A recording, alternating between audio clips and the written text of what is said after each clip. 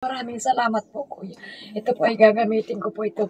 Pambayad po sa school ng anak kong mag-graduate. Pambayad sa school? Opo, kasi yun po ang unang-unang pinapanalangin ko sa Lord na kasi graduating nga po. Hindi ko po alam kung saan ako kukuha ng panggastos ko sa kanya. Kasi yung mga gagamitin niya po. Magkano po bang gagastusin niya, nanay? Balik ko nirekwenta ko po. Mga brother ay halos nasa 2,000 din naman. Ganun ba? Kasi po sa school nila, kulang-kulang ng 1,000. Ganun ba? Ibig sabihin talaga pong kailangan nyo ng pera. So ito, idagdag nyo na po ito, ate. Maraming salamat. Siguro naman kahit paano makakatulong na po yan. Makakaano na po ako sa kailangan po ng anak ko sa eskwelahan. So katugunan ng panalangin yung pagpunta ko pala rito, no? Opo, salamat po marami.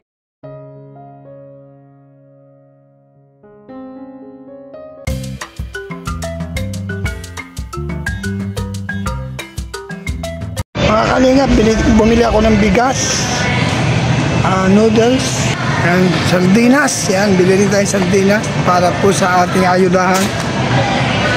Ako na rin po ng 2 corn beef. Kape na lang po ang bibili natin. Sinamahan ko ng 2 corn beef, 3 ligo, 1 balot na noodle. Sinamahan ko na rin po ng kape. Yan, sinamahan natin ng kape. Bibili tayo sugar. Para kompleto po ang pangayuda natin, may bigas na 10 kilo, may sugar, may kape, may noodles, may corn, may kasama pong sugar. Para po sa beneficiary ito na babalikan ko. Yan po, ang beneficiary po natin. Shoutout ka!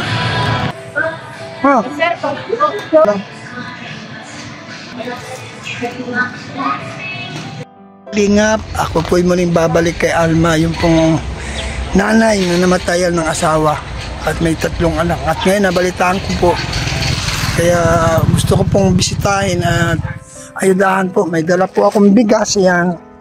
May dala po tayong bigas, yan, kilong bigas, yan.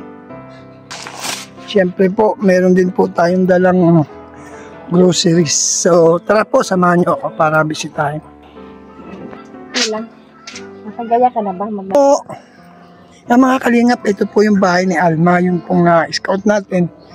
At sana po mapansin ito ni Kalingap Rab para matulungan. So ito po yung babaeng nabalo ng asawa na namatay po. At balita ko po, ito po yung may sakit yung babae. So tara po.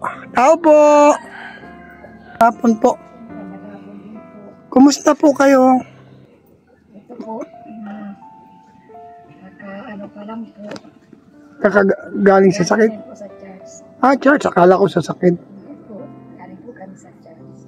Kumusta po, ate? Magmula po nang hindi tayo magkita, ano naman po yung kinabubuhay niyo? Ano lang po, yung mga tulong-tulong lang po. Minsan po rakit-rakit po kasara sideline. Ngayon po nag-aaral po akong mag-repack niyang kala pastor. Para may kitain. Para po may pambaon-baon yung 2 estudyante. Kumusta naman ang buhay niyo? Magmula po nung parating ko kayo rito hanggang ngayon. Ay, ano pa rin po. Ganun pa rin po. Kaya alam ko ay sa tulong po ng Panginoon. Hindi pa ako nawawalan ng pag-asa. Yun, tama lang. Meron po akong dala, ate. Ito po. Ay, maraming salamat. Yan, meron po akong dalang groceries. Yan. Ito po, groceries. Yan, meron po yung kape, may asukal, meron pong noodles, may dilata, tsaka meron pong corn beef. At tsaka ito po, meron din po tayong bigas. Yan, ito po yung bigas. Yan. Para po sa inyo. At nabalitaan ko nga po na may sakit daw po kayo kaya hindi kayo makapaghanap buhay. So, naman ako, na-touch naman po ako. Kaya sabi nga ng mga kasama kong vlogger, bakit daw di kita nababalikan? Actually po kasi nung time na yun, wala talagang sponsor. Buti na lang may nag-sponsor po sa akin na ako na daw bahala sa pera ko saan dadalhin. So napag-isip-isip ko, kayo yung unang sumagi sa isip ko na bisitahin ngayong araw ng linggo para i-bless kayo. At the same time, nalilibag si Nene, inalis na. Hindi po akong pumasok para tingnan ko po yung bahay niya. Mga kalingap, ito po yung bahay nila. Ni Ate Alma, ayan. So ito po yung, kung natatandaan po ninyo, ito po yung aking binisita. Ito lang po yung bahay nila. So, naawa naman po ako, kaya muli akong bumalik. Kumusta naman po ate, yung buhay nyo ngayon? Paano kayo nakakaraos? Awa po, ganda ng Diyos, nakakatawid naman po kahit pa paano. Katawid naman. Ang mahalaga, magpatuloy lang po tayo. Nung una, syempre, huwag makalimot manalangin. Ito pa naman mga anak mo, ang cute oh. Nay, ano pangalan mo, be? Bianca po, ang bait naman. Ikaw, be, ano pangalan mo? Marian po. Aba, ang babait, ano? Ano mo si Fernando po? Ilan taon ka na, be? 8 ito. Dapat. Nasaan yung lalaki? Ay, nasa labas po. Nasa labas. Ano po yun, 12 years old. 12 years old. Graduating po ng grade 6. Graduating po siya ng grade 6. So, ito po yung kalagayan nila ate. Kaya po ako napasyal kasi balita ko nga po ay wala na daw po silang bigas. Wala na rin makain. So, naawa naman po ako. Meron naman pong konting budget dito. So, ang ginawa ko, pinamili ko po sila ng bigas at grocery. Yan. Ibig sabihin po, pagka po wala na kayong pera, na dumidiskarte naman kayo pala. Paano po ay na kilos-kilos po at ayaw ko naman kumento sa pag-aaral. Oo nga, kawawa naman yung mga bata. Kasi, lover ano? Pet lover yung mga anak mo. Yan po mga kalingap, ang liliit pa po ng mga bata. Tsaka, nag-iisa lang na tinataguyod ni Ate Alma yung tatlo po ano? Tatlo niyang anak, iniwan pa po siya ng kanyang asawa. Ito po yung asawa niya, kalingap po. Yan po. Yan po yung kanyang asawa na maagang binawian ng buhay dahil sa anong sakit po yan? Sa kidney po. Kidney. Baka mahilig po siyang uminom ng cobra nung nabubuhay. Ganun din po. Ganun, mahilig uminom ng cobra. Mas mahilig po siya sa mga kahit tama na po ang timpla, sabi niya matabang, parang maalat po ang timpla niya. Maalat ang timpla niya. Kaya, yun po, dapat iwas po talaga sa maaalat na ano. Ang liliit pa ng mga bata. Ang cute pati. Anong pangalan mo, baby ko? Marunong kang kumanta? Kanta ka, gusto mo? Kanta na. Sa lahat ng oras, sa bawat araw, laging tapat kong magmahal. Yung kato ay walang hanggat pinupuli.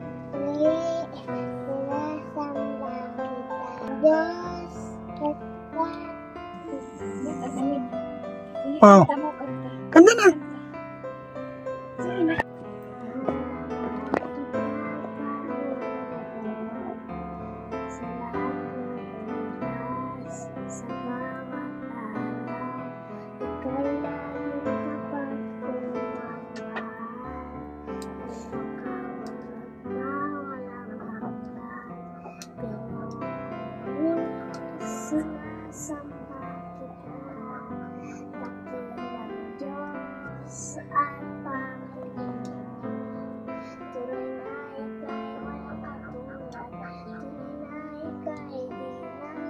Kanta na. Very good.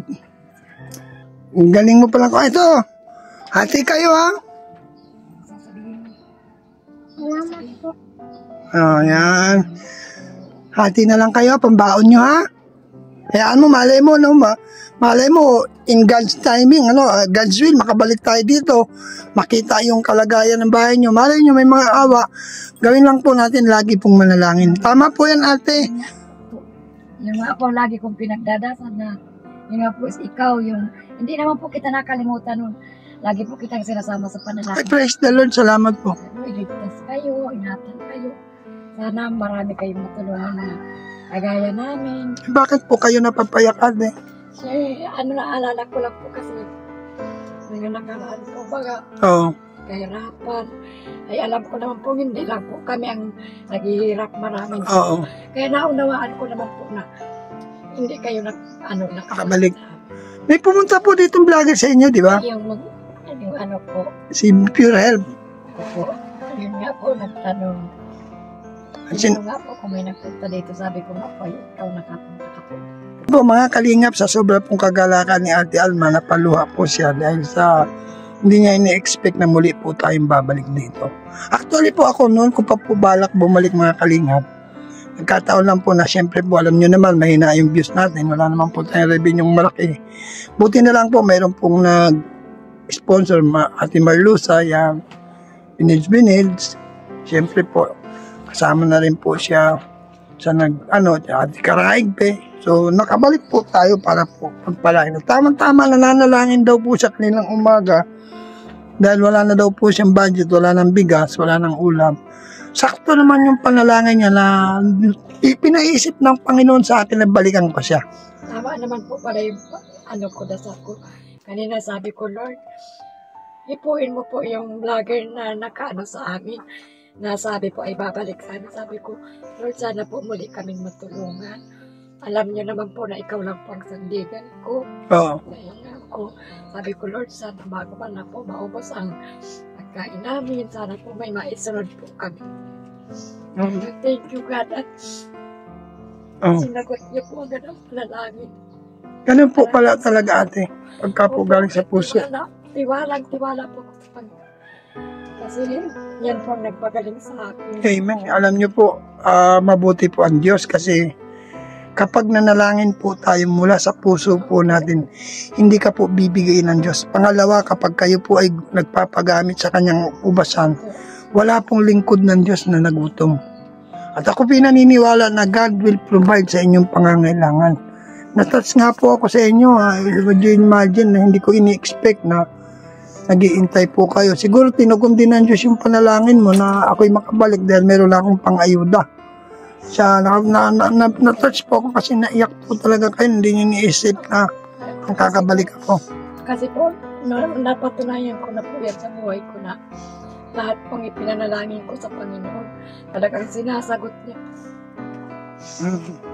Kaya po ako sa Panginoon. Mulang makilala ko po ang Panginoon ay kahit kailan hindi na po ako bibitaw sa Kanya. Amen. Yan, Ate Alma. Ha? Ang bili po ninyo ng ulam, may bigas na kayo. Maraming salamat po. Ito po ay gagamitin ko po ito. Pambayad po sa school ng anak kong mag-graduate. Pambayad sa school? Opo, kasi yun po ang unang-unang pinapanalangin ko sa Lord na kasi graduating nga po. Hindi ko po alam kung saan ako kukuha ng panggastos ko sa kanya. Kasi yung mga gagamitin niya po. Magkano po bang gagastusin niya, nanay? Balik ko nirekwenta ko po, pag brother ay halos nasa 2,000 din naman. Ganun ba? Kasi kung sa school nila, kulang-kulang ng 1,000. Ganun ba? Ibig sabihin talaga pong kailangan nyo ng pera. So ito, idagdag nyo na po ito, ate. Maraming salamat. Siguro naman kahit paano makakatulong na po yan. Makakaano na po ako sa kailangan po ng anak ko sa eskwelahan. So, katugunan ng panalangin yung pagpunta ko pala rito, no? Opo, salamat po, maraming salamat po sa iyo. At ikaw po ang... Ay, huwag ka sa akin magpasalamat. Sa Diyos, ginamit lang ako. Opo, ginamit po ng Panginoon, Lord. Thank you po. At nininig mo po ang aking panalangin. Araw-gabi ko pong pinapanalangin. Kaya alam po, lagi naman po kayo sinasama ko sa panalangin. Salamat po sa pagsama. Tumutulong sa amin. Tuloy lang po kayo mag-church at the same time. Yan. Sa Panginoon, sa sama naman po sa kapatiran ng po sa church ay hindi naman po kami napabayaan. Ay, hindi po kayo pababayan as long na kayo po ay matuwid na tao at God will provide. Manalangin lang po kayo. Malay nyo po may maawa po sa inyo na magpagawa ng bahay na ito. Pero wag po kayong masa, huwag kayong mangako. Panalangin lang po tayo, no? Kasi unang-una si Brother Paz hindi kaya magpabahay. Yan, siguro naman kahit paano yung binigay ko sa iyo, makakadagdag na yan, ano po. So, ano po yung kailangan ng anak Sige po ate, maraming salamat po. Sige po, maraming salamat po kung saan naman po, kanino man po ito nanggaling. Maraming salamat po sa inyo sa ibinigay niyo pong tulong sa amin. Salamat po at may karugtungan naman pang pagkain ng mga anak ko. Maraming salamat po sa inyo. Kayo po, Brother Paz. Maraming salamat po at ginamit ka po ni Lord. Amen, amen. Para makabalik sa amin. Sige, God bless you. Thank you po. Sige po ate, magpapaalam na ako. Opo. Bebe, ano pangalan mo? Marian. Yan? Pababay na. Ikaw, ano pangalan mo? Yan po po. Bianca. Babay na, Bianca. Bye po. Marian, babay na, ano? Ikaw, mag-aral lang mabuti, ha?